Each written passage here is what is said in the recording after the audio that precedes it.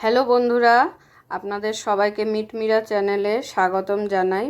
আশা করি আপনারা সবাই ভালো আছেন, সুস্থ আছেন। তো আজকে আমি নিয়ে এসেছি আপনাদের জন্য একটা নতুন রেসিপি মুসুর ডালের। তো আপনারা দেখুন, সঙ্গে থাকুন, পাশে থাকুন।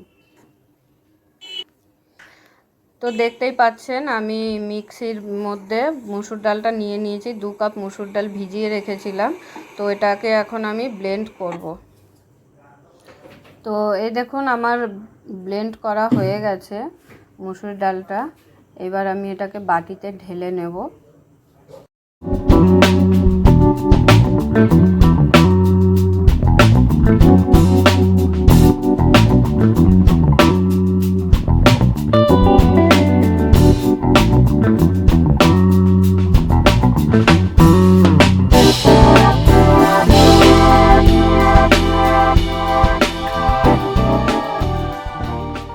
পুরোটা বাটিতে ঢালা হয়ে গেছে। এরপর এর মধ্যে আমি যা যা উপকরণ লাগবে সেগুলো একটা একটা করে মেশাবো। দেখুন, 2টো ডিম নিয়ে নিয়েছি। এবার ডিম দুটো ফাটিয়ে ওর মধ্যে দিলাম। নুন দেব অল্প, অল্প হলুদ দেব, আর একটু লঙ্কার গুঁড়ো দিয়ে দেবো। তারপর ভালো করে এটাকে ব্লেন্ড করে নেব, যাতে মানে সব মশলাগুলো মুসুর ডালটার সাথে ভালোভাবে মিশে যায়। তো আমার ব্লেন্ড করা হয়ে গেছে। এবার আমি কড়াই বসিয়ে দিয়েছি, দেখতেই পাচ্ছেন। এবার কড়াইতে আমি এই পুরো পেস্টটা ঢেলে দেব একবারে। তেল দিয়ে দিচ্ছি, তেলটা গরম হলেই পেস্টটা পুরো ঢেলে দেবো।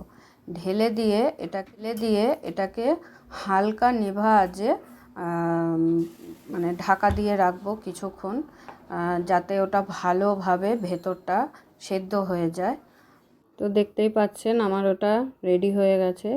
এবার এটাকে আমি ছুরি দিয়ে পিস পিস করে সুন্দর করে কেটে নেব।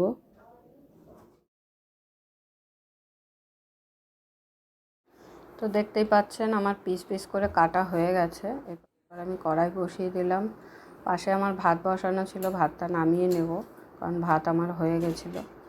তো এরপরে দেখতে থাকুন কিভাবে আমি এটা রান্না করছি, কি কি উপকরণ দিচ্ছি। আশা করি সবার ভালো লাগবে।